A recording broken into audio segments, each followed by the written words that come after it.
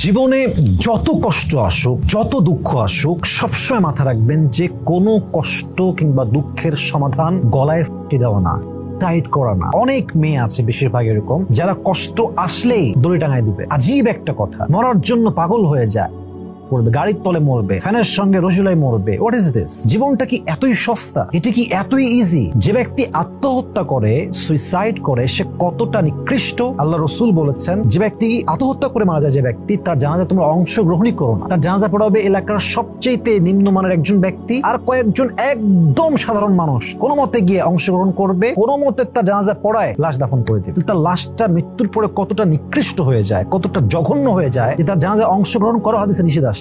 অতএব নিজেকে এতটা সস্তা বানাবেন না, নিজেকে এতটা জঘন্য বানাবেন না। যত যাই হয়ে যাক, put your trust on your Lord. আল্লাহকে ভরসা করেন। ওয়া ইয়াতাওয়াক্কাল আলাল্লাহি ফাহুয়া হাসবু। যে ব্যক্তি আল্লাহর উপরে ভরসা করে, আল্লাহ একাই তার জন্য যথেষ্ট হয়ে যাবে ইনশাআল্লাহ তাআলা।